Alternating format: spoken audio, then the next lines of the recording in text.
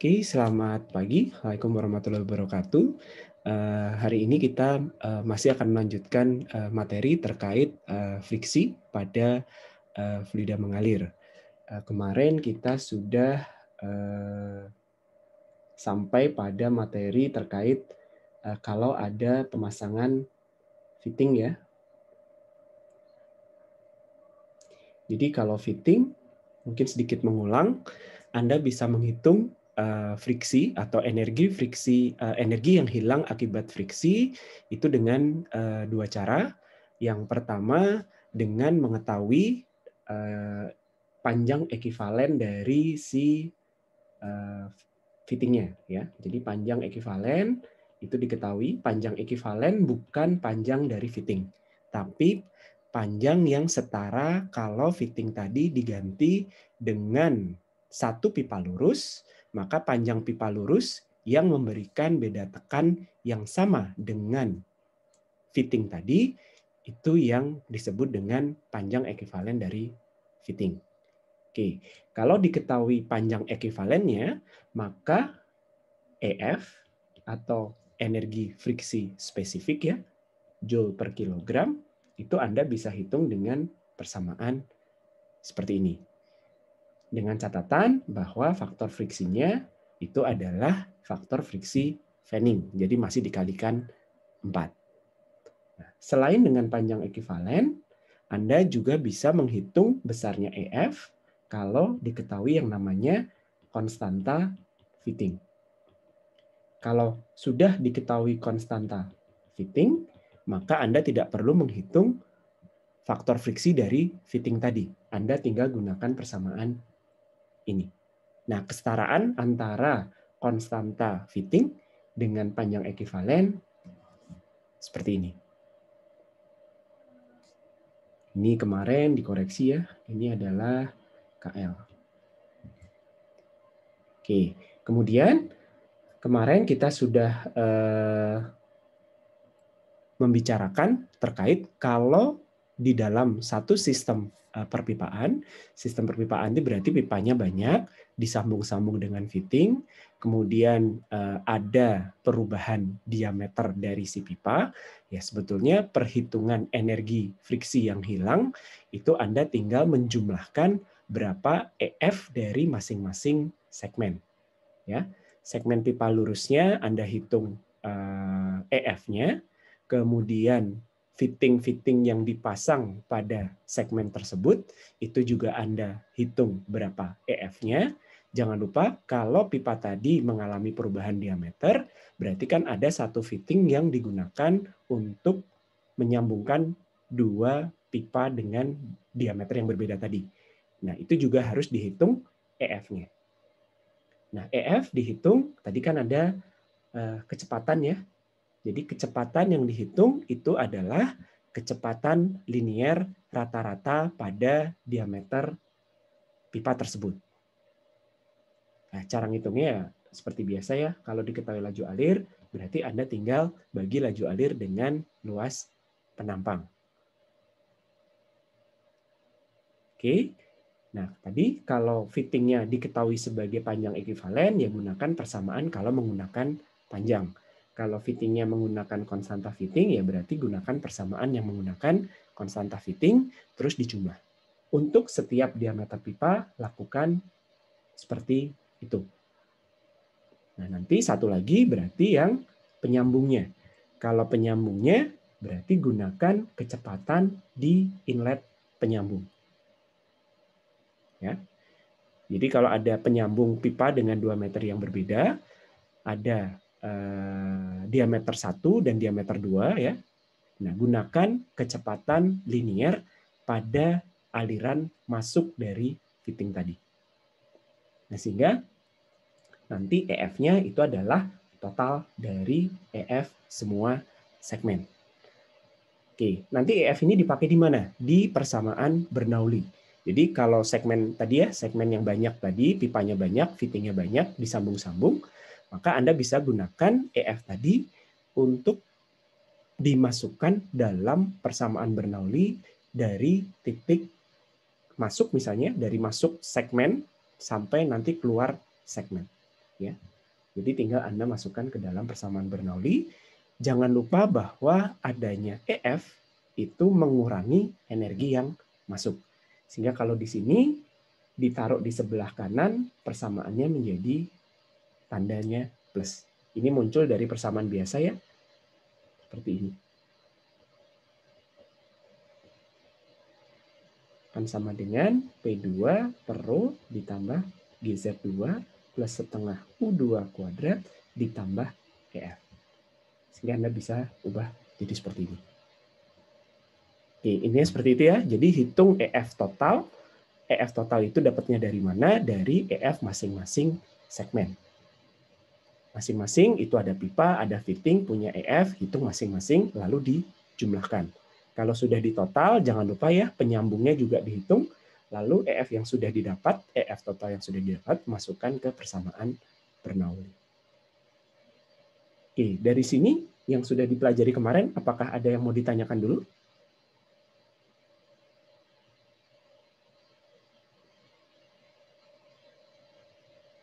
Cukup jelas ya? Oke. Nah, sekarang kalau pipanya itu kalau tadi adalah pipa yang lurus satu segmen, maksudnya pipanya lurus ya walaupun terdiri dari beberapa segmen. Nah, bagaimana kalau sistem perpipaannya itu adalah kompleks? Kompleks ini maksudnya pipanya tidak lurus. Tidak lurus artinya ya mungkin ada percabangan, kemudian nanti tiap cabang itu punya segmen-segmen. Nah, sebetulnya Anda tidak perlu bingung ya. Jadi kalau untuk sistem perpipaan yang kompleks, Anda masih ingat ada yang namanya hukum kekekalan massa atau yang juga disebut dengan persamaan kontinuitas. Artinya apa? Artinya adalah laju alir massa dimanapun itu selalu tetap. Ya, laju alir massa itu selalu tetap, tapi ingat kalau pipanya dicabang, berarti kan sudah terbagi ya alirannya.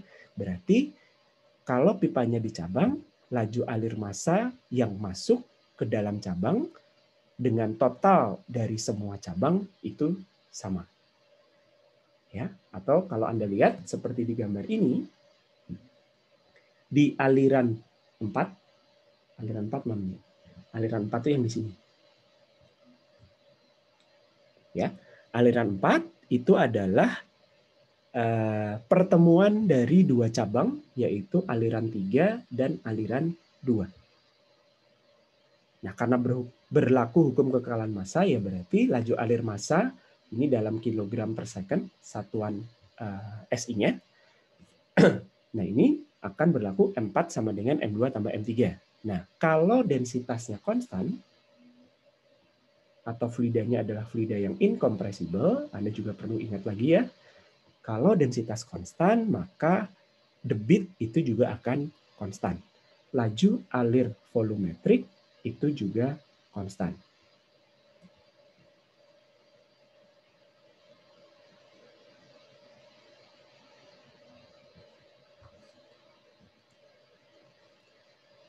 Oke, nah sekarang kalau diasumsikan tidak terjadi perubahan diameter ya, jadi pipa pada segmen tertentu kita sebutnya segmen I, diameternya adalah DI, diameternya konstan, dan panjang dari segmen pipa tadi adalah LI, maka kalau diameter konstan, apa yang konstan? Ketika laju alir massanya konstan, densitas konstan. Ketika total laju alir massanya itu selalu konstan, sama. Kemudian untuk fluida yang incompressible, laju alir volumetrik juga menjadi konstan. Maka ketika diameter dari pipa itu tidak mengalami perubahan, apalagi yang konstan? Laju linear. Ya, kecepatan linear atau U. Jadi U itu menjadi konstan.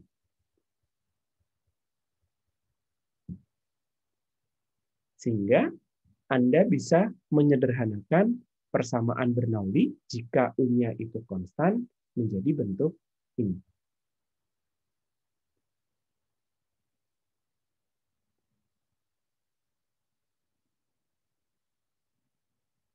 Nah, cara menghitungnya ya biasa. U itu adalah laju alir. Ini kan sebetulnya Q per A ya.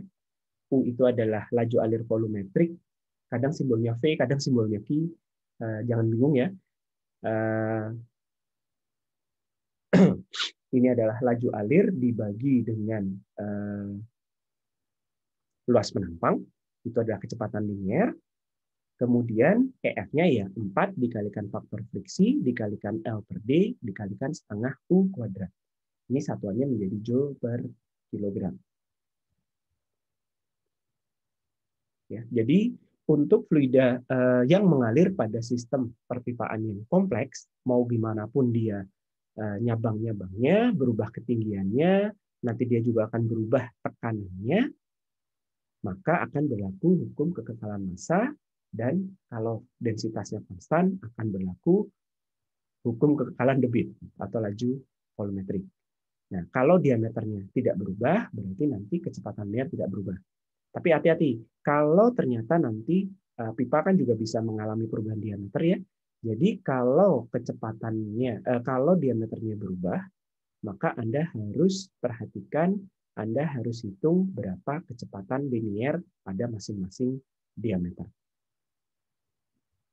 Oke.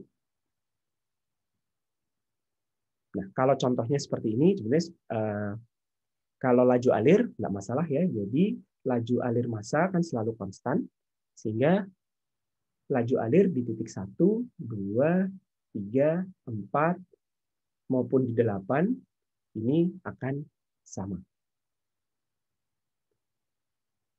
Nah, kemudian bagaimana dengan beda tekan atau turun tekan? Kalau Anda bandingkan antara titik inlet dengan outlet, ya, PI dengan PO, maka sebetulnya itu adalah merupakan penjumlahan dari beda tekan di masing-masing segmen. Segmennya ada berapa? Ada 4. Ini adalah segmen 1, segmen 2, segmen 3, segmen 4, ada 5 segmen.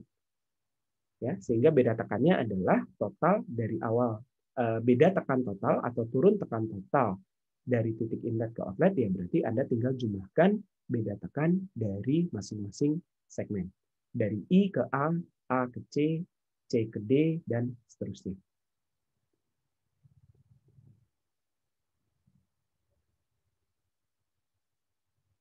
Ini ada yang kelewat ya, sebentar. Ini PA ke PC, ini C ke D, ini D ke B, dan 1, 2, 3. Sebetulnya nanti ini dijumlah.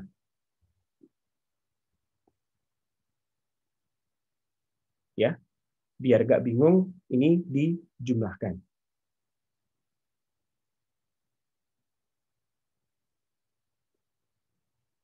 Oke, dari sini ada yang mau ditanyakan dulu?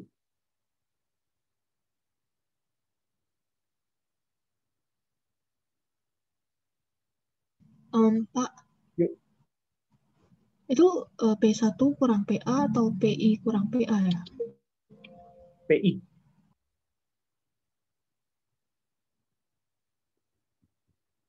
Maksudnya yang di sini. Terus di akhir masih ada PB kurang PO nggak? Oh iya, ditambah ya. Ditambah PB dikurangi PO. Karena ada 5 segmen. Terima kasih sudah memperhatikan slide-nya.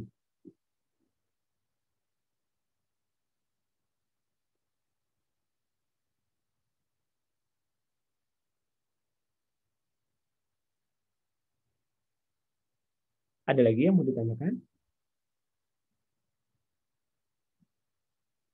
Pak, mau nanya, Pak. Yuk. Ya, jadi sebenarnya ini sistem apa? Beda turun tekan total ini sama kayak tekanan yang kemarin gitu nggak, Pak? Kayak seharusnya kan ini kan di sebelah kanan ada PI sama PO. Oke, Nah, itu harusnya masih masuk apa enggak gitu? Maksudnya kalau tekanan yang bab berapa yang kemarin di ujian juga kan beda tekanannya kan termasuk dari ini, dari yang sama di kanan baru dikelompokin gitu, Pak. Gimana kurang jelas pertanyaannya? Ujian kemarin nomor berapa? Nomor 4 atau? Iya, yang pokoknya pipa-pipa itu, Pak. Nah, itu kan beda tekanannya maksudnya yang PI sama PN0 itu nggak ada di komponen sebelah kanannya gitu, Pak. Maksudnya tidak ada di sebelah. Kan ini di jumlah ya. Jadi kalau Anda mau menghitung beda tekan masuk, ini kan inlet, ini outlet. Jadi sebetulnya beda tekan dari titik inlet ke titik outlet itu merupakan penjumlahan beda tekan dari masing-masing segmen. Itu aja konsepnya. Nah, masing-masing segmen ya tinggal dihitung saja dari titik ke titik. Segmen pertama dari I ke A, segmen kedua dari A ke C, segmen ketiga C ke D, dan seterusnya. Kemudian D ke B, B ke outlet. Oke, baik, Pak. Makasih, Pak. Jadi harus sama. Nah, menghitung beda tekan bagaimana caranya? Ya menggunakan persamaan Bernoulli. Menggunakan persamaan Bernoulli, tapi Anda perlu memperhatikan lagi si EF-nya. Kemudian Anda juga perlu memperhatikan si perubahan ketinggiannya. Kalau pipanya tidak mengalami perubahan ketinggian, berarti kan delta Z-nya 0. Kemudian kalau pipanya diameternya itu sama, U-nya itu selalu konstan, maka perubahan energi kinetiknya juga 0. Jadi nanti Anda tinggal memperhatikan EF-nya saja. Jadi delta P-nya hanya dipengaruhi oleh EF. Tapi kalau ada perubahan ketinggian, ada delta Z-nya tidak 0, maupun kalau ada perubahan kecepatan linier, berarti kan U-nya juga deltanya tidak 0. Ini semua harus Anda perhatikan. Persamaannya akan menjadi lebih kompleks ya, lebih tidak sederhana.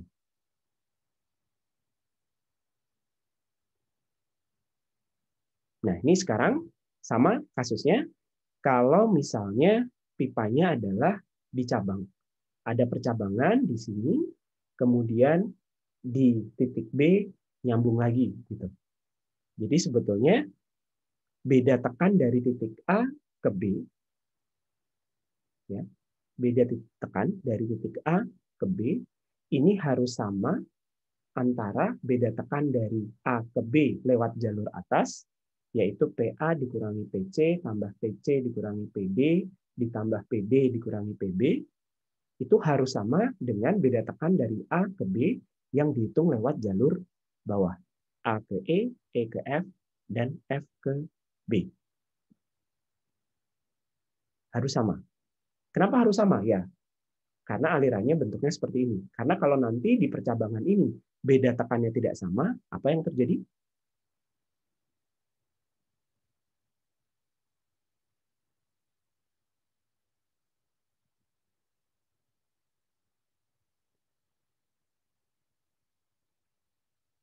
Apa yang terjadi kalau beda tekan dari jalur atas beda dengan beda tekan dari jalur bawah?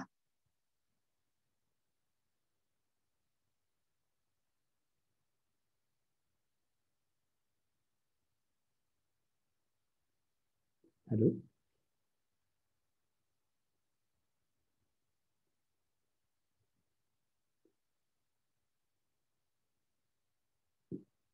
Kok diem? Kira-kira apa yang terjadi? Alirannya nggak ke O, Pak. Alirannya tidak ke O. Terus kemana? Bisa antara balik ke D lagi atau ke F lagi. Ya, betul. Jadi tergantung mana beda tekan yang lebih besar gitu ya. Karena kan kalau aliran seperti ini, Anda menginginkan si aliran itu dicabang di A, tapi kemudian ngumpul lagi di B, terus lari ke O.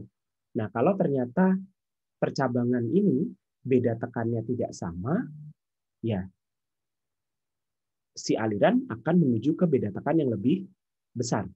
Ya, jadi ada aliran balik. Oke, betul. Nah, jangan lupa ya prinsip beda tekan seperti itu. Kemudian neraca massa juga tetap berlaku. Hukum kekekalan massa itu juga tetap berlaku. Mau nanya Pak, berarti kalau tekanan yang di D-nya lebih besar, baliknya ke F apa ke D, Pak? Jadi kalau misalnya A ke B lewat atas itu delta. Jadi katakanlah di sini PA gitu ya. Di sini ternyata yang lewat PA minus PB itu lebih besar, yang atas ya, jalur atas itu lebih besar dari PA minus PB jalur bawah. Kira-kira larinya kemana? Harusnya ke bawah, Pak. Yakin? Beda tekan ya. Beda tekan lebih besar. Oh, berarti harusnya ke yang atas. Ya. Kalau Kalau lebih besar, berarti kan titik ketika dia lewat jalur atas, di sini tekanannya akan jauh lebih kecil daripada ketika dia lewat jalur bawah, gitu kan ya. Sehingga tekanan yang lewat jalur bawah itu di titik B-nya lebih besar. Maka fluida akan ngalir ke atas. Ada aliran balik. Baik, Pak. Terima kasih. Oke, ada lagi yang mau ditanyakan? Oke, kalau tidak ada kita lanjutkan. Nah, ini ada contoh soal, tapi ini cukup kompleks ya. Sepertinya tidak akan bisa dikerjakan secara analitis biasa, tapi kita perhatikan saja.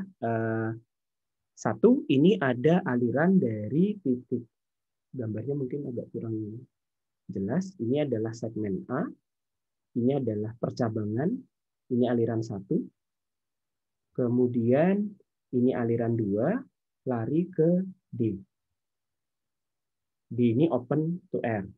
Kemudian yang dari cabang B, ini ada aliran 3, kemudian ini hurufnya apa ini? A, B, C. Oke, ini yang C. Sama-sama open to R. Nah, sekarang datanya seperti ini. Jadi ada 3 segmen pipa, 1, 2, dan 3. Oke, datanya adalah di tiap segmen ada panjang dan diameter. Ini adalah diameter dalam dari tiap-tiap segmen. Kemudian L itu adalah panjang dari tiap-tiap segmen. Nah, kemudian selain diameter dan panjang, diketahui bahwa ketinggian dari A, B, C, dan D itu beda. Sebagai baseline ditentukan titik A itu adalah ketinggiannya 0, ini adalah ZA, kemudian ZB, ZC, dan ZD-nya sebagaimana dinyatakan di dalam tabel. Nah, kemudian flow rate atau laju alir volumetrik di segmen 1, ya. Jadi P1 itu diketahui 140 liter per menit.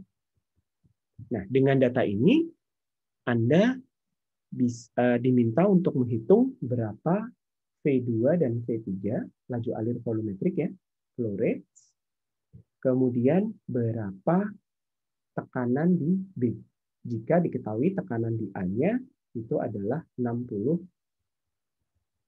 gauge, PSI gauge. Diketahui bahwa D dan C ini adalah atmosferik ya, sehingga P sama dengan P. D itu sama dengan 1 atm. Nah, kira-kira bagaimana cara menghitung laju alir volumetrik di 2 dan di 3?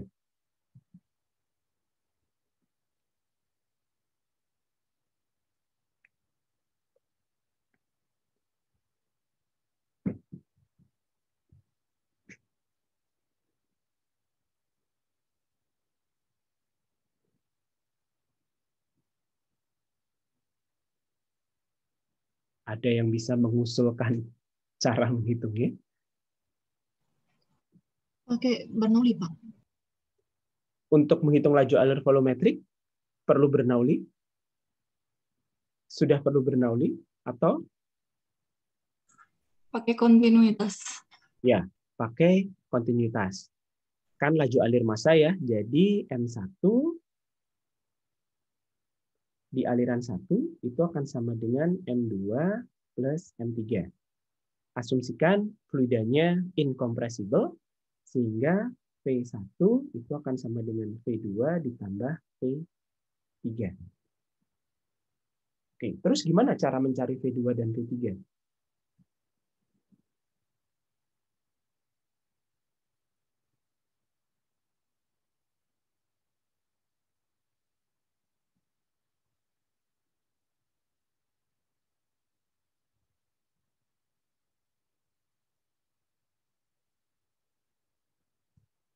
Yang diketahui adalah diameter dari 2 dan 3.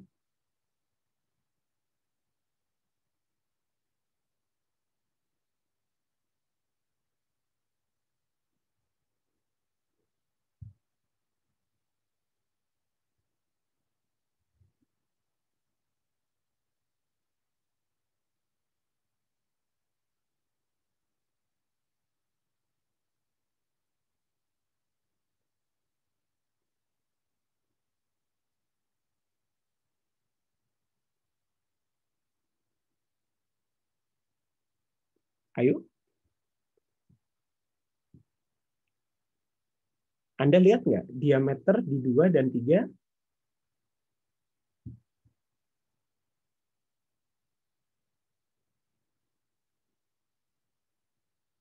Sama ya? Iya, Pak. Diameter pipa 2 dan diameter pipa 3 sama. Jadi kalau sama, Kecepatan linearnya sama. oke, selain kecepatan linearnya sama, ketika satu pipa dengan diameter 3 inci terbagi menjadi 2, di 2 dan 3, yang diameter masing-masingnya sama, maka Laju alir volumetriknya bagi 2 gitu. laju alir volumetriknya tinggal dibagi 2. Karena sama. Lebih gampang perhitungannya. Iya. Setelah tahu laju alir volumetrik, Anda bisa menghitung kecepatan linear. Ya.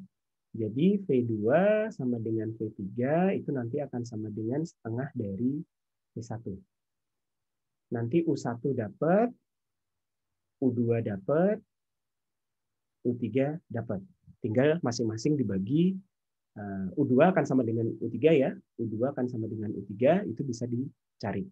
Setelah dapat U, Anda bisa menghitung apa? Untuk menghitung tekanan, jadi kalau diketahui PA itu 60 PSIG, Anda diminta menghitung PB.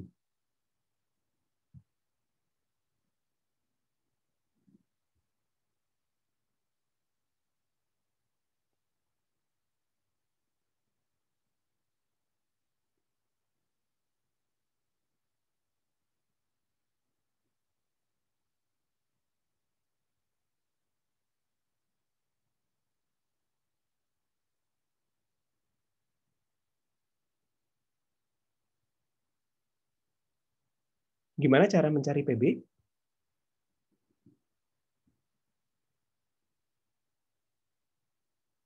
Pakai persamaan Bernoulli ya. Gunakan Bernoulli. Ya. Jadi Anda perlu menghitung faktor friksinya. Ya. Jadi EF-nya perlu dicari. EF itu kan fungsi dari FF. FF itu bisa dicari pakai persamaan ya. 4L per D. FF itu pakai Reynolds number. Nanti kalau laminer itu tinggal 16 per Reynolds number. Kemudian kalau turbulen Anda perlu melihat dari Fanning diagram. Nanti kalau sudah dapat EF-nya tinggal dicari.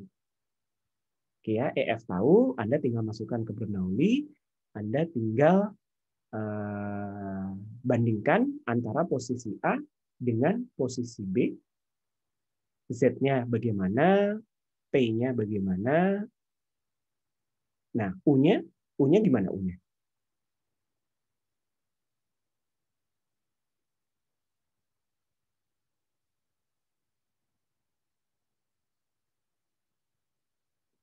apakah U di titik B sudah bisa dicari?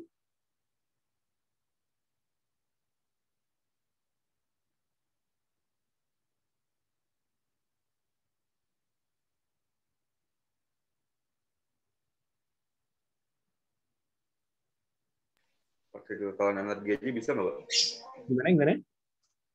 Pakai kekekalan energi. Iya, pakai hubungan energi.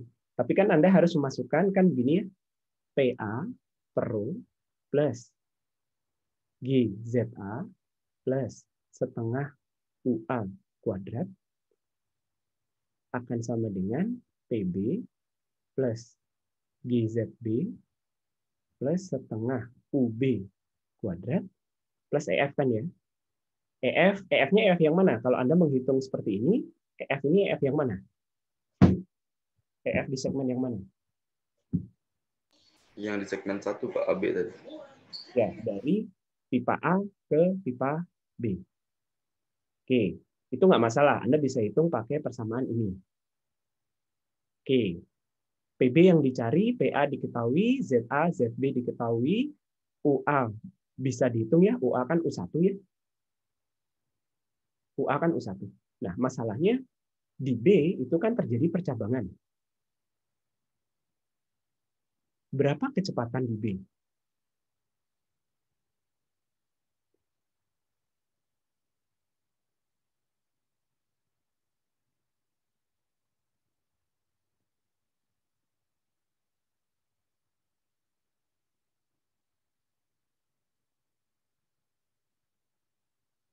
Ada yang bisa jawab? Berapa kecepatan di B?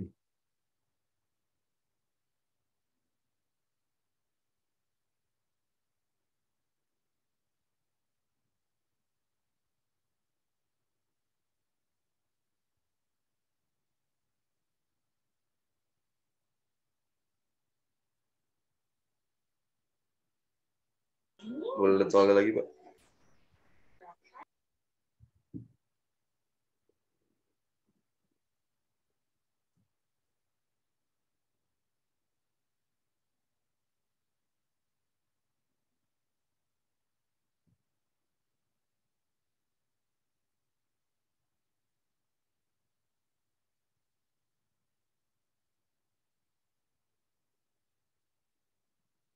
Kecepatan linear di B atau UB akan sama dengan, kalau UA tadi akan sama dengan U1.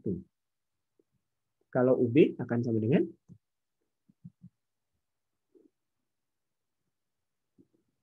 tepat di percabangan, kecepatan linear di titik B akan sama dengan, U2 tambah U3 ya, Pak?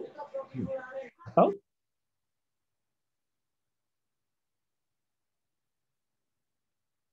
ya, betul. U2 tambah U3. Apakah sama dengan U1?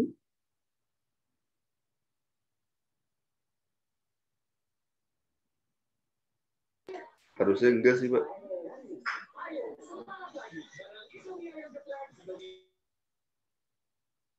Nah, yang Anda pakai U2, sorry.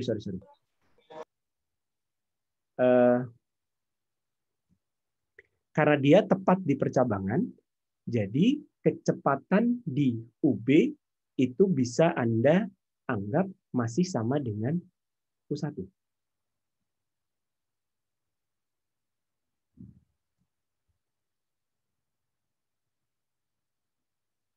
Karena kan selalu kita melihat kecepatan yang dijadikan acuan adalah kecepatan yang masuk dalam suatu fitting. Jadi Anda bayangkan di B itu ada fitting ya, ada fittingnya berupa cabang. Maka kecepatan yang digunakan sebagai acuan adalah kecepatan yang masuk pada cabang tadi. Sehingga UB sama dengan U1.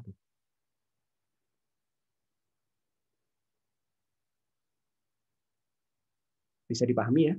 Sehingga nanti Anda bisa menghitung nilai dari PB. Karena UA sama dengan UB bisa dicoret, EF bisa dicari, ZA-nya 0, ZB-nya diketahui, Anda bisa dapat PB.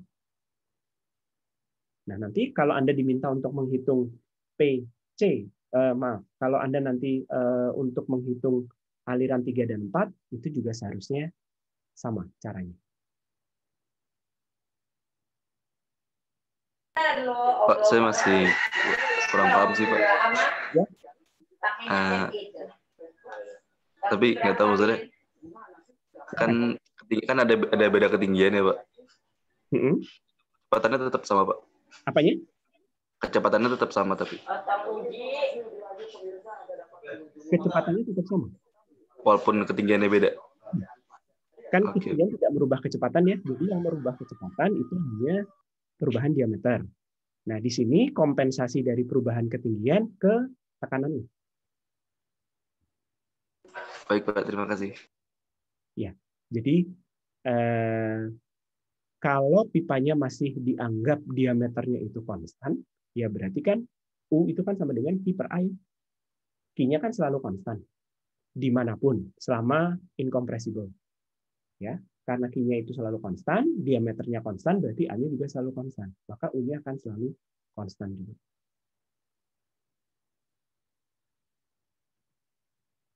Oke ya? Oke, Pak. Makasih, Pak. Sip. Yang jadi permasalahan adalah kalau 2 dan 3 diameternya tidak sama.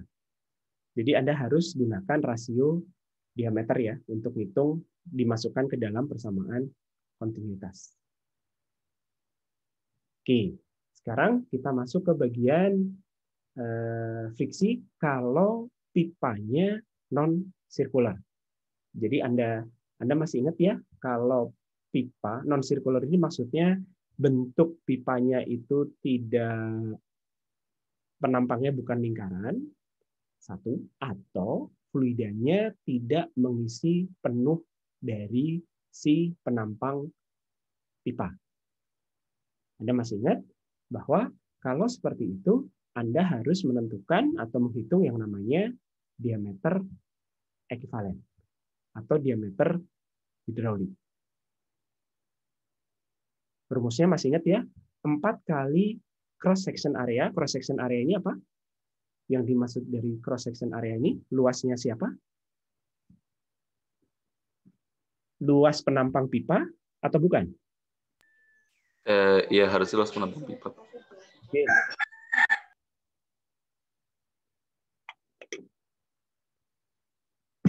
Luas yang terbasahi ya, Pak? Luas terbasahi atau luas penampang dari fluida yang mengisi pipa tersebut. Jadi kalau Anda bayangkan di gambar sebelah kanan ya, yang disebut dengan cross section area itu hanya ini, yang biru ini. Bukan luas keseluruhan lingkaran. Hati-hati ya. Jadi cross section area di sini hanya luas fluida, luas penampang dari fluidanya. 4 kali luas itu dibagi dengan weighted parameter atau parameter terbasahi. Di sini parameter terbasahinya adalah yang ini. Sampai sini saja. Ingat lagi ya. Jadi untuk pipa yang fluidanya mengalir dengan kondisi seperti ini, ataupun nanti kalau pipanya itu penampangnya itu tidak lingkaran, Anda harus tentukan dulu diameter ekivalen atau diameter hidraulik. 4 kali radius hidraulik. Radius hidraulik itu yang cross section area, fluid cross section area ya, dibagi weighted parameter. Sehingga nanti kalau sudah menentukan diameter ekivalen, perhitungan bilangan Reynolds itu menggunakan diameter ekivalen. Sehingga nanti kalau menghitung faktor friksi kan fungsi Reynolds number ya. Ini juga menggunakan diameter ekivalen. Nah, ini contoh saja. Kalau kondisinya seperti yang lingkaran yang di kanan ini, diameter ekivalennya persamaannya ini. Kalau pipanya itu persegi panjang dengan panjang H, tingginya H, lebarnya W, ya. H itu adalah tinggi, kemudian W itu adalah lebar, maka diameter ekivalennya adalah ini. Ini dengan catatan fluidanya mengisi penuh. Anda masih ingat ya? Tolong dicek lagi di slide terkait diameter ekivalen. Jadi Anda perlu melihat bentuk penampangnya seperti apa. Kalau toh persegi panjang tapi pipanya ada tutupnya atau tidak ada tutupnya itu juga beda ya. Jadi ini dengan asumsi pipanya kotak seperti ini, kemudian terisi penuh. Ini W, ini H. Maka diameter ekivalennya seperti ini. Jadi Anda perlu lihat dulu bentuk penampang dari pipa. Nah, untuk friksi pipa jenis seperti ini, untuk non-sirkular, maka ngitung faktor friksi itu 2 kali. Pertama adalah ngitung faktor friksi yang seperti biasa yang kita lakukan. Yang pakai Reynolds number, kemudian laminer atau turbulen gitu ya. Kalau laminer itu 16 per RE, kalau turbulen itu pakai grafik, dapat faktor friksi. Hati-hati, Reynolds-nya pakai diameter ekivalen. Ya. Setelah itu, untuk kasus geometri pipanya, pipa tersebut punya yang namanya non-circular factor. Ini adalah spesifik bergantung pada ukuran dan geometri dari bentuk penampang pipanya. Nah, nanti dapat FF yang dihitung pakai cara ini, punya nilai K-nya, dikalikan, baru dapat ini. Ini yang nanti dimasukkan ke CF, 4, L per D, dan seterusnya. Ya, jadi hati-hati, jangan langsung ketemu FF seperti biasa lalu dikalikan, tapi Anda perlu kalikan dulu dengan konstanta, baru dapat istilahnya ini adalah faktor friksi terkoreksi gitu ya. Kemudian baru ini dihitung digunakan untuk menghitung TF. Nah, bagaimana cara menentukan K tadi? Ini akan sangat bergantung pada bentuk pipa. Dan ini spesifik ya, ini tidak usah dihafal, membebani memori Anda kalau menghafal. Jadi kalau pipanya kotak, ini ternyata ya dia fungsi dari panjang dan tinggi. Dan ternyata fungsi juga dari apakah dia laminar atau turbulen. Kalau pipanya adalah bentuknya adalah concentric annulus, terus fluidanya mengalir di tengah-tengah seperti ini, ya berarti Anda perlu menentukan diameter dalam dan diameter luarnya ya, lalu menghitung K-nya. Kalau pipanya bentuknya adalah elipsoidal, maka diameter ekivalennya bisa dihitung, kemudian K-nya bisa dihitung. Tinggal pakai rumus. Tidak perlu dihafal.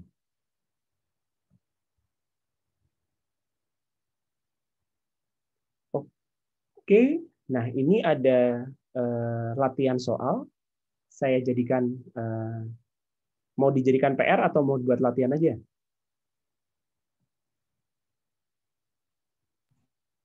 Latihan aja. Kenapa? Latihan aja. Ya, tapi tetap harus dikerjakan ya. Nanti kita bahas di pertemuan hari Kamis. Jadi ini ada gas alam.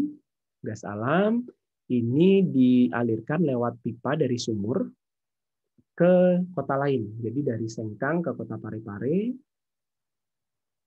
Nah, nanti Anda lihat saya ya, MMSCFD itu apa? Itu satuan apa? Kalau dibuat dalam satuan SI, ini menjadi apa? Nah, panjang pipa yang diperlukan ini adalah 70 km. Kemudian beda ketinggian antara kota Sengkang dengan Parepare itu adalah 300 meter. Nah, gas ini gas ya yang ditransportasikan. Berat molekulnya adalah 17. Berat molekul tahu ya, satuannya gram per mol. Kemudian temperatur itu 30 derajat. Kemudian tekanan di gas inlet itu adalah tekanan gas di inlet pipa itu adalah 60 kg per cm persegi gauge. Nah, ini satuan tekanan, tapi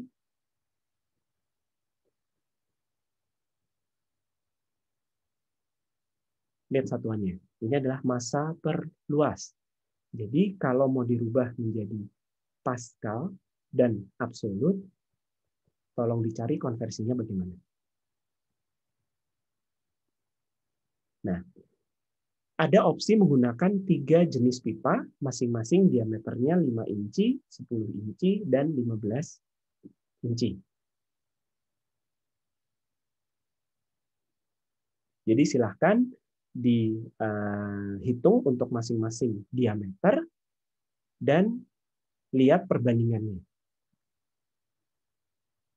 Ya, maksudnya bikin grafik ini adalah buat hubungan antara tekanan outlet pipa dan diameter pipa untuk 3 jenis diameter. Pipanya ada 3 ya, tapi kekasarannya epsilon per D-nya adalah 0,002. Jadi untuk menghitung FF-nya, gunakan epsilon per D.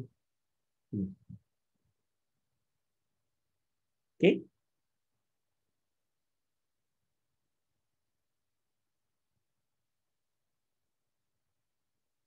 Bisa ya, jadi tolong dibuat latihan, nanti berarti besok ya, besok kita bahas. Oke, ada yang mau ditanyakan dulu?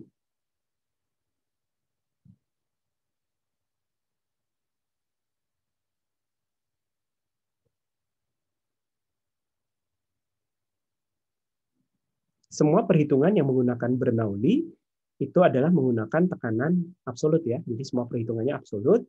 Di sini diketahui tekanannya masih gauge. Jadi Anda ubah dulu menjadi tekanan absolut. Biar tidak pusing, semua satuan gunakan satuan standar, SI. Sehingga nanti satuan tekanan berarti dalam Pascal dan tekanan absolut.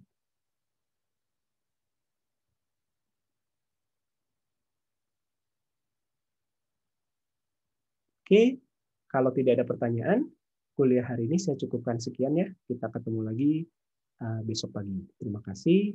Selamat pagi. Assalamualaikum warahmatullahi wabarakatuh.